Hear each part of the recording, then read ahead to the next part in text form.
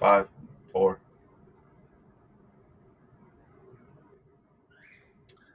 All right. Well, after a long awaited planning and back and forth, um, Mike Melissinos and Jerry Parker, um, have decided to give it a go and start this podcast. Talking trends. We're going to talk a lot more other stuff, but I feel like that title was the appropriate one to use for us.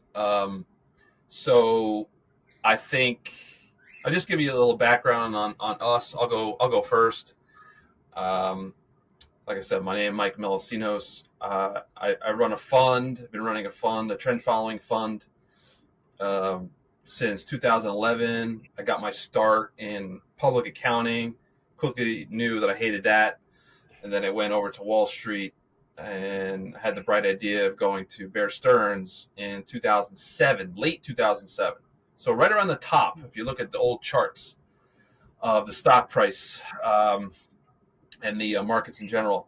And then came across trend following, started that path, reading, following guys like Jerry, and then did all the work to kind of get that up and going a few years later after Bear went down, and had a couple aha moments, and on the trading floor back in those days during the crisis, like, oh, this isn't for me, and this isn't really a good way to manage money and run businesses. I Let's see what this trend following thing is for real now. So yeah, after a lot of Excel work and late nights and um, just a lot of alone time, I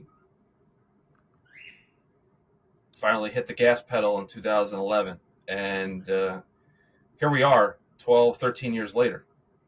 And yeah, that's my story. And Jerry, what's your story?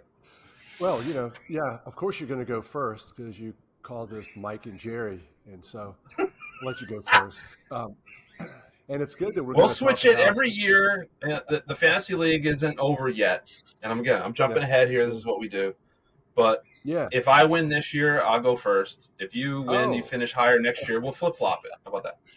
that's fun. Yeah, you're going to win this year. That's why you say that. So that's Yeah. good. And we'll talk about trends, but for you and me, it's we feel like that our systematic approach, the way we look at the markets, is kind of the way we look at life, a lot of life sometimes. So all of this stuff is all mixed up. We're such a diehard trend following traders that the way we look at life and make decisions, based upon objective prices or objective ideas, is sort of how we run our life. So I think people are going to get some good insight on how to have a good, proper mindset, even if we don't always talk about specific trend following or specific ideas about trend following.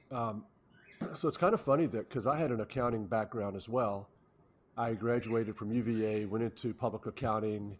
Richard from Australia, a good friend, um, fellow classic trend follower, he's an accountant. I don't know if there's anything to that, but so I was in public accounting for a while, and I realized I didn't want to do that either. And I was just lucky enough to see the Richard Dennis Turtle ad in the Wall Street Journal, and applied.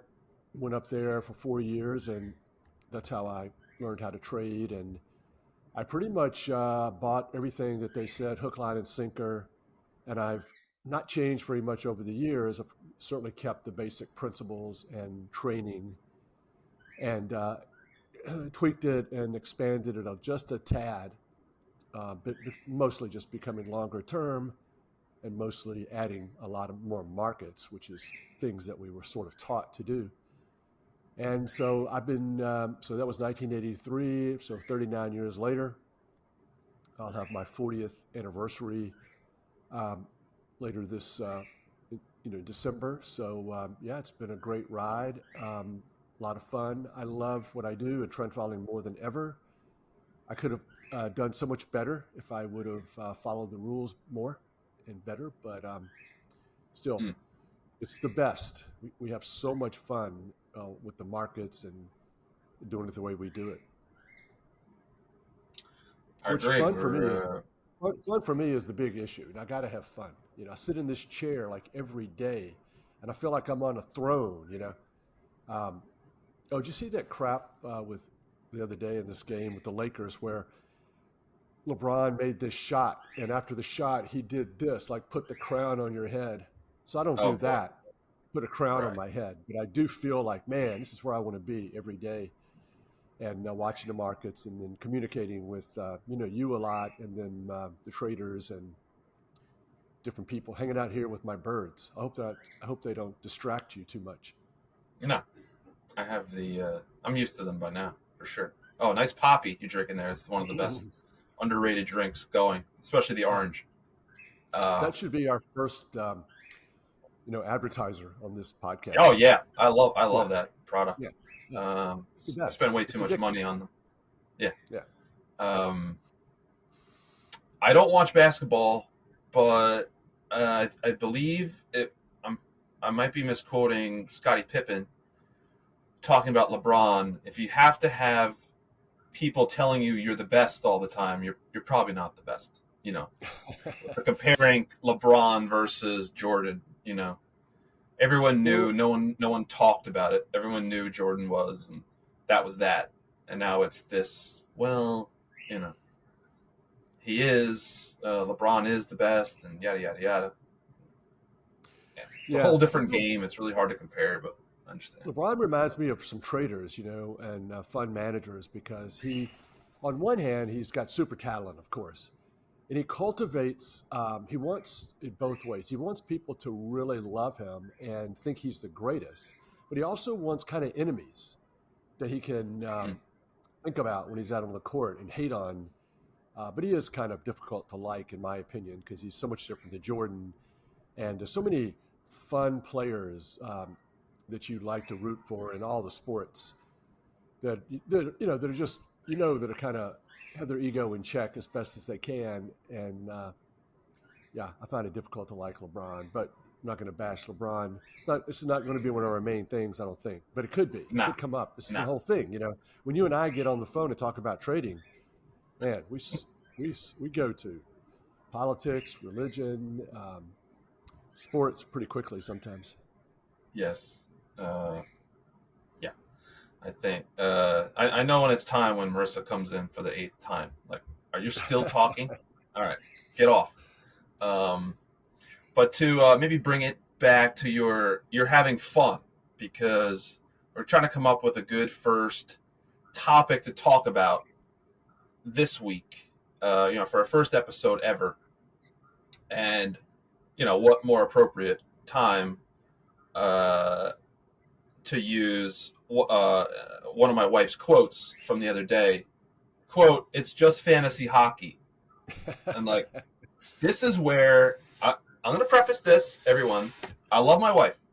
I love her Yeah, dearly, of course. but we are not the same. We're not the same. You don't get it. This Mm. isn't for money. And I'll give you, the quick stats on what we're playing for in this league. There's 10 guys. We have a $125 buy-in. The guy with the most points in the regular season gets his money back, 125 back. And then the remaining, there are two more prizes, the playoff winner and the playoff runner-up. So the Hmm. playoff winner will get $844 back, and the second place gets like $250. So, this is, I'll take it, but it's not life-changing money where, some of these guys in these leagues play for thousands and thousands of dollars, and we're not doing anything like that. So this is, we have a lot more on the line in our funds day to day than this league.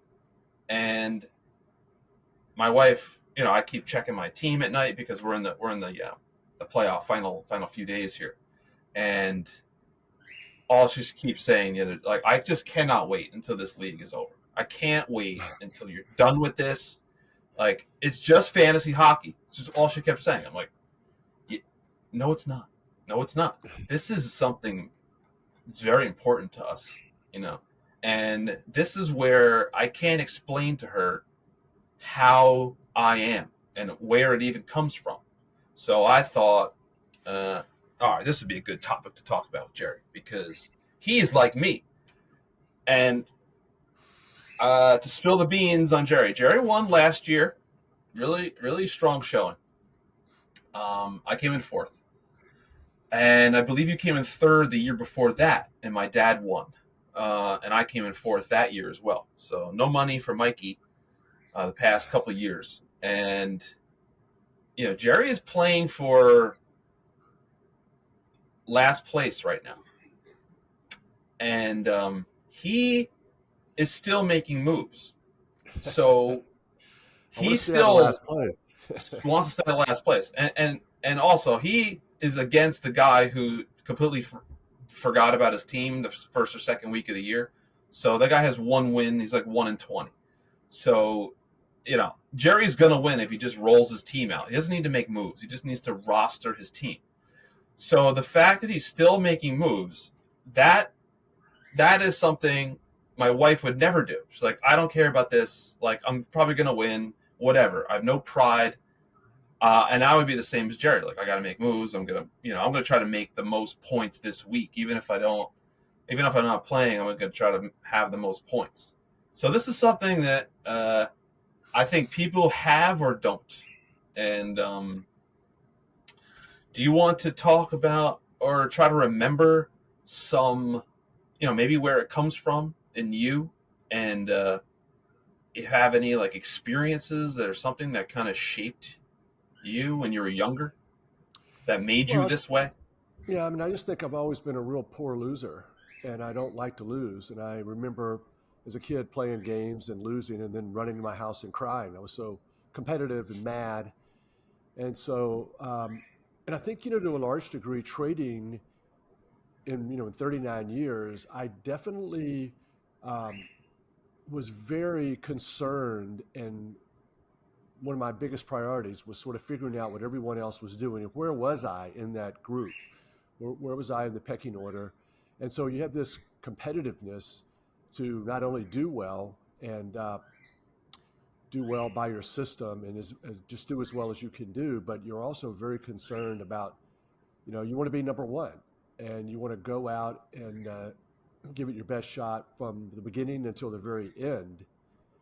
And so if I allocate money to other managers and they lose money, I'm like, I don't really care. I mean, it'll probably work out great and not a big deal. But for me, when I put money in my fund and I'm in the game and I'm competing, it matters so much. It's not just making the money, which I like, but it's also I can't believe this guy keeps beating me or I'm not beating them. And you know, it's an intellectual challenge. I develop my systems, with computers and software, and then I try to do the same thing with the hockey. I want to have a philosophy, a process. I want to stick to it. I'm approaching this fantasy football or fantasy hockey in a very similar way that I'm approaching this systematic process in managing money and in trading. So, um, and it's a great diversion too. But yeah, I'm not happy that you're going to win, and then I'm fighting for next to last, but I'm going to go out giving it my best effort, just like I will always in trading.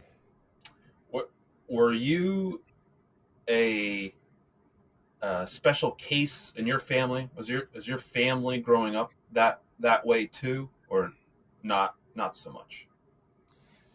Not so much. I think Mm. I had three younger sisters, so they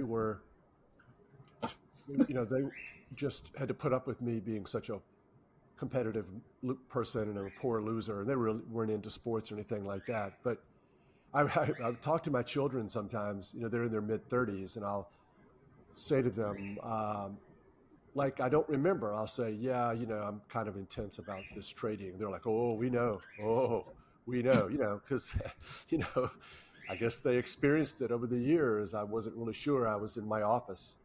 And I guess when I left the office, I took some of that anxiety and trading with me Sure. into the family. But yeah, I just think, I just have a hard time accepting, not winning.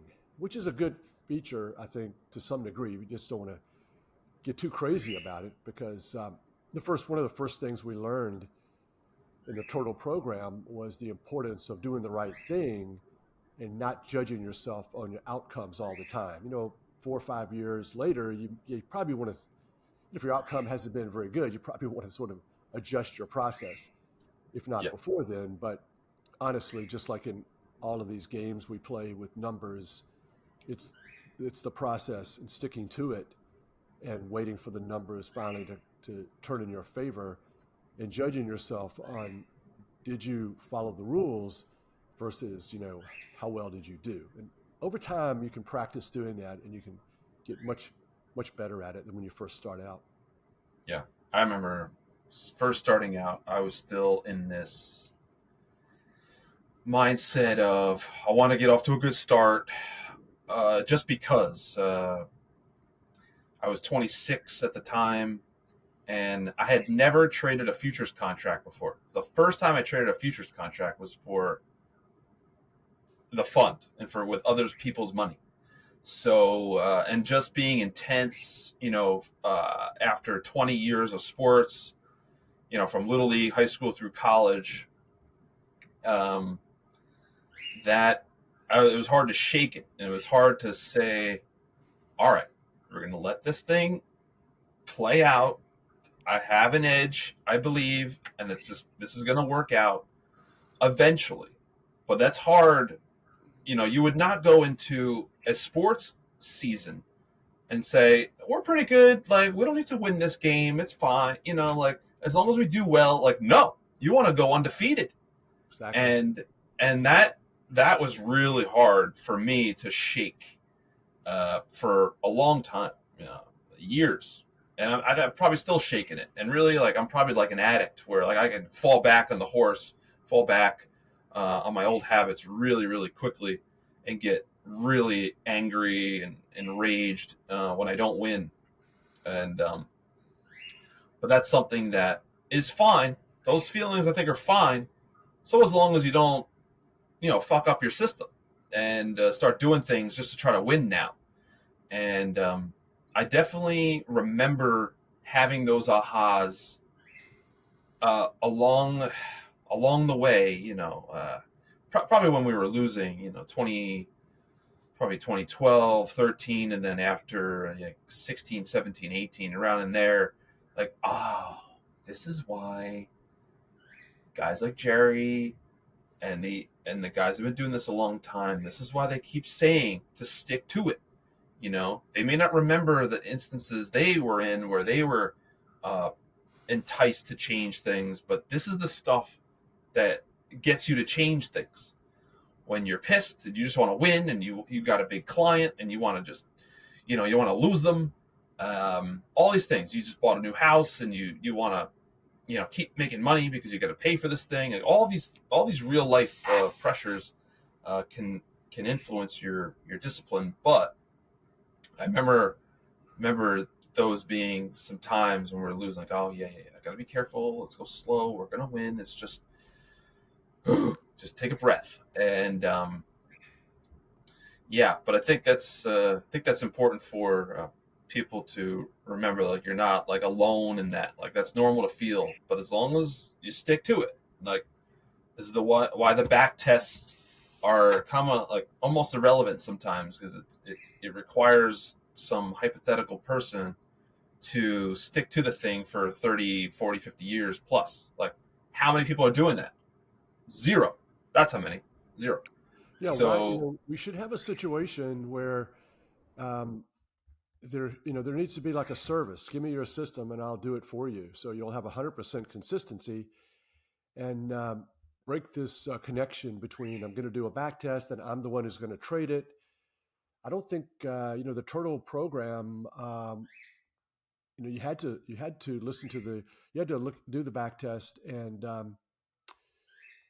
get human beings to input the trades. Now you don't really need to do that. So there's no reason to have another Turtle program. The Turtle program now is just saying to people, here's the basics, code it up, back test your system, and just it's a known fact that if we accept your code and we pay you to write for right systems for us, we're going to do all these trades. We're not going to allow a human being to get in there and like, should I do the trade? Should I not do the trade? That's crazy. One of the big, huge edges of the turtles was that they had these actual smart people telling them what to do and how to do it and how the markets worked and what the research said. But they encouraged them and they were there. It's kind of like, here's a manual, become a Marine. That's not going to work as well as, well, here's the manual, but you're going to spend some months down in Quantico or wherever they do the Camp Yeah. Lejeune or whatever, and we're going to show you what it means to be a Marine. And it's not just from a manual or a book or a set of rules. And so just having, because from the very beginning, we start losing money and all we got was encouragement. You don't get that from real clients. And why do you get encouragement? Because follow the rules, do the right thing. It's the process. You'll eventually win. And after about 3 or 4 months, we had lost so much money that they come in and they give us more money at the low. And then, of course, we start making all this money and the losses are a distant memory. So who does that in real life except Richard Dennis, Bill Eckhardt, and people who understand the process and who believe it and who, of course, it's a matter of time. If we keep doing these trades, we're going to make money. So that is so important. And it had a big influence. I would have been so much a better trader if I'd have had another 4 years. So 8 years there. Mm. 4 wasn't enough because it's more to it than hear the rules and go do it. It's when you get into Yeah. battle with these markets, you need to have some encouragement and people who've been there before.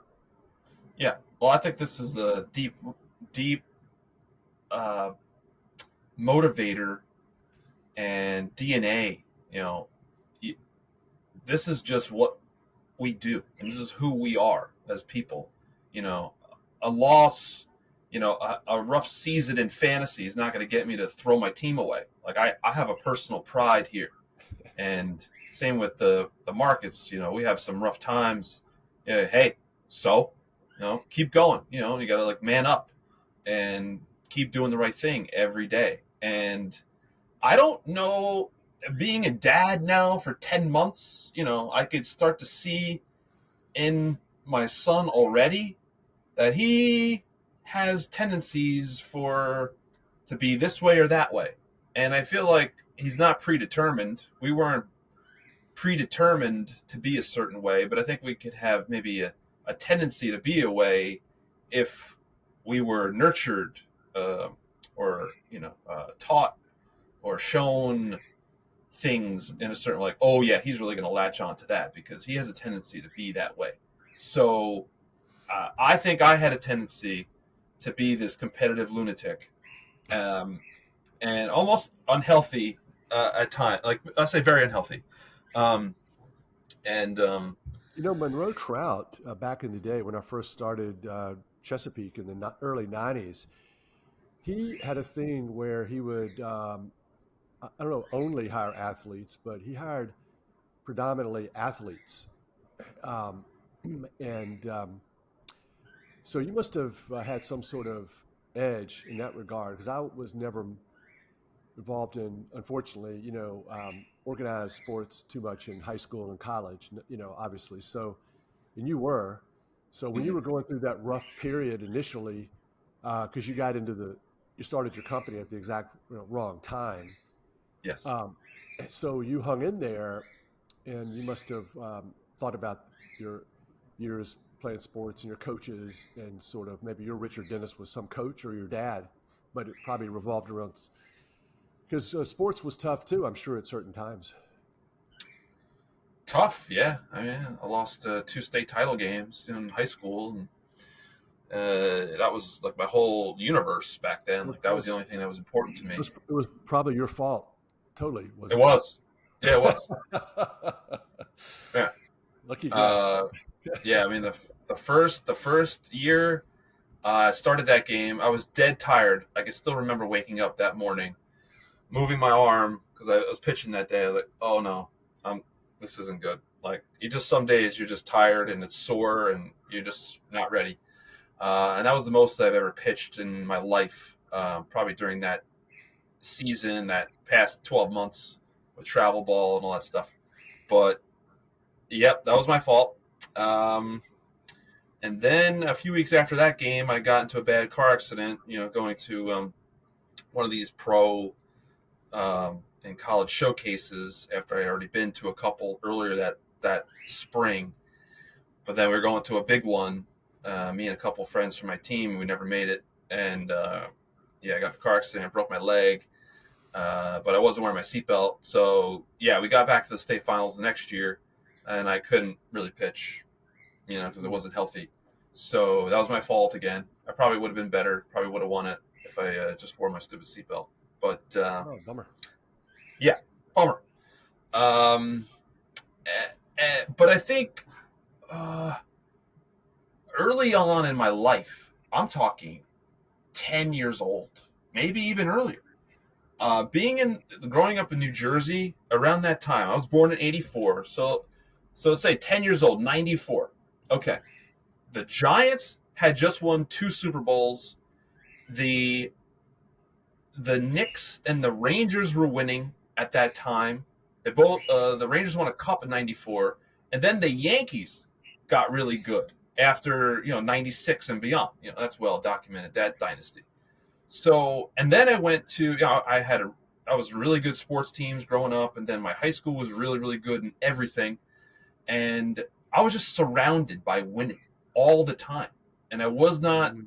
I said, this is the way it's going to be for me, and That's right. just a little stupid naive kid, not knowing how life really is. Like, this is enjoy this time, Sonny, because this isn't how it always is. And yeah, but I was just in this little fake, little world, my small sample world. And that really determined and dictated, I think, my psyche around winning and competition and losing and how I handled it. Uh, and I told my dad this, I think a few years ago, if he even remembers, that for whatever reason, you decided to tape those old Super Bowl highlight videos that Steve Sabol used to make. Do you remember? Steve Sabol? I do, of course. Oh man, NFL he Films or he. something. Yeah, he's Oh great. yeah, he started NFL Films. I think the dad started NFL Films, and then Steve. I don't know if they're both named Steve, but his son took it over, and oh my god, they changed my life.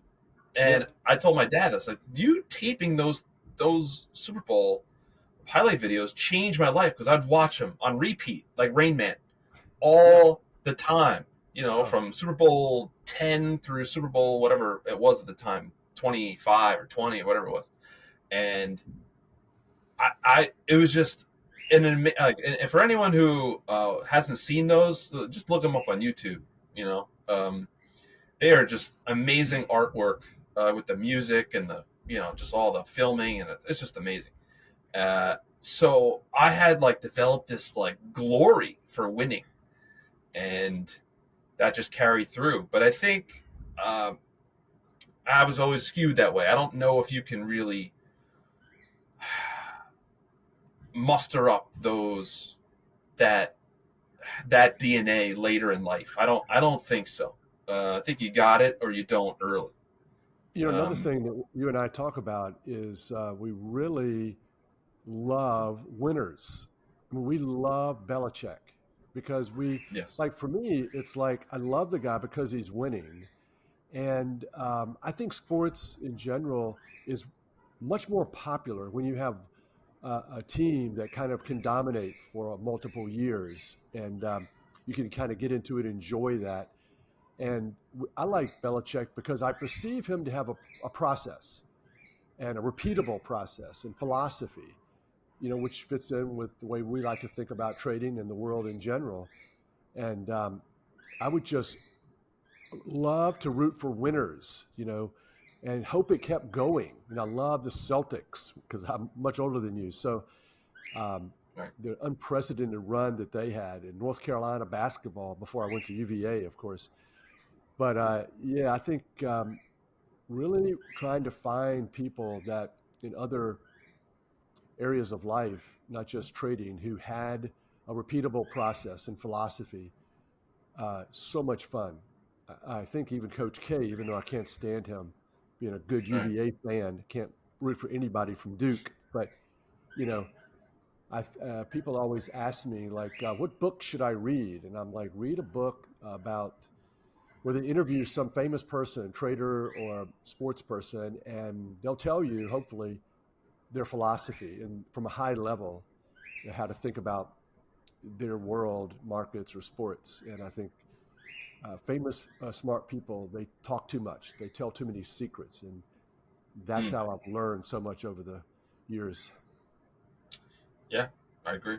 I think a lot of winning formula and psyche is is transcendent to their area of expertise. Like this, I think trend following is similar. Like a lot of people who are winning in other areas are adapting to trends. They're holding winners. They're not risking too much. They're not putting it all on one or two ideas type of thing.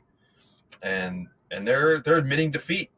That's like one of the best things I think you could do as a winner is admit defeat. Like, not this time. All right, out. Call to the bullpen. This is not your day. Give me the ball. Next guy. And you just keep doing that, and then eventually you're going to hit some real good times. And then you gotta, obviously stay on board and not get scared out by profits. But I think a lot of people are doing very similar things in a lot of different areas, and I think we get to see it in our coding. We get to see some of these rules. I bet other people have had to code up their rules if they can even get them out of their head into a computer. They would be doing similar things. Oh yeah, yeah. Well, yeah, you kept selling in this city because they kept buying. And why did you shut that store down in that city? Yeah, because they stopped buying, or the costs went up, or taxes, or whatever. Some other thing. Some other thing Crime, to crime, sorry, crime. crime, whatever. Well, Yes, yes, something. yeah. Something changed, and then you got to adapt. That's it. Grow up. That's how you got to be. That's how you got to survive and win. But I think, I think that's might be a good place to wrap her up. We're gonna try to keep these to around 30 minutes, not get too long winded because we can ramble Oh for yeah, days. But I like the 30-minute idea. I was going to ask you about that, but I just wanted to say that you reminded me of these tweets I had yesterday. I listened to a podcast with Tom Gaynor, who's kind of a famous value guy at Markel. And I know Tom. We went to church together. I used to live in Richmond, and I don't know if we ever really talked too much about markets, but he is kind of famous now, kind of a Buffett guy. But uh, he talked about value and trading the whole time, and everything he was saying I was agreeing with. Let profits run, take small losses, don't get out of mm, profits. He says that's the biggest mistake I ever made, and that's how I made all my money. If you take away Home Depot, that would have my profits in Home Depot. I almost flinched and got out, but yeah, it materially changed my life. And so a lot of successful people, regardless of how you go about it, some of the same formulas and characteristics emerge from, not just in trend following, but it is kind of interesting. And I try to pick up on things like that all the time, and um, encourages me and try to encourage others that what we're doing is not just um, part of trend following, it's part of a lot of life. yes, yeah. I think it's we're benefiting. We're respecting these cosmic rules. You know, and I think Price, reality. What is yeah, reality? Price is the ultimate reality, and no hope, no wishful thinking. Just kind of follow the price and follow what's really happening in life. And I think that puts us way ahead of more of an emotional response. yes, simple stuff. All right, Yep. beautiful. I think success Yeah. for this first round, We'll see. We'll see what and people think. hopefully hopefully, and yeah, remember, guys and gals, next time, feel free to email me, DM me on Twitter, email Jerry, DM on Twitter, anywhere if you have questions, and Oh, we could do quickly, we some did get Q&A one segments too. question. We did get one question. What was that question? I can answer it pretty quickly. Um, something about. Um, oh well, maybe I can't. I can't remember it. If you can't remember it, we'll pick it up next week. The one I emailed you? Yeah. Oh, that was a specific, I think more specific trading question. Yeah. And I wanted to let you handle all those types of really in the weeds trading questions for your spaces. I don't want to overlap Okay. too much because people won't go from, they won't know where to go, or they'll just be listening to the same stuff twice, and it's not, no, Yeah, this is more not for as, people to see how rounded we are, how funny we are, yeah, and yeah, yeah, absolutely, just, yeah, yeah. role models. Role models. Exactly, exactly. Um, I am your role model. Oh, I wanted you next week. I want you to get more into because I don't know some of the answers to this. You're more secretive than I am. We've known each Oh, other for a while. You called me up out of the clear blue, and we met in New York City to get coffee. Probably right. time out. You tweeted me. Oh You God. tweeted me. I tell people that story. I said, Jerry tweeted me. And Oh he said, really? hey, Why would I? you want to get coffee? I said, holy shit. Why would I do Like, I'm that? going to buy you coffee. What did you do? Why would I I ever probably do that? tweeted something that you liked. Uh, And you're like, hey, yeah. oh, yeah, all right. He's in New York too. Okay, let's talk. Okay. Right. Right. Probably. Yeah. Yeah. But I want you to get into next time. You can think about this, Okay. and you can be a little bit more transparent than you've been with me. That is your mentor is like Ed and Uh, Drew's, and oh, we okay. Yeah, Dakota and yeah. We Drew. will. I want to get into that about not specifics, but how you came across because you're a pretty bold guy. I've seen you in action, and you're like, I'll call that guy. Hell yeah, I'll call him. Sure. So I thought you called me, but anyways, that's fine. I'm not. I don't care. You were a young kid. I'm trying to help, and so That, yeah, that's, maybe we could talk about that next time about that, how we come to work together too. yeah. Um, because I have a story about that, Okay, and it's an Ed related story, a tribe related story, and yeah. though, yeah, I know. We'll see what your feelings are about it. Um, That's right. but yeah, All right, but that, yeah, that takes more time. it's been Takes fun. more time, but we'll go into that. Okay, All right, I think we'll sign off, and yeah, I got some work to do today, and we'll kick it. And we'll try to be consistent with this. Let's say, like, we could do every Thursday, we could do every Wednesday.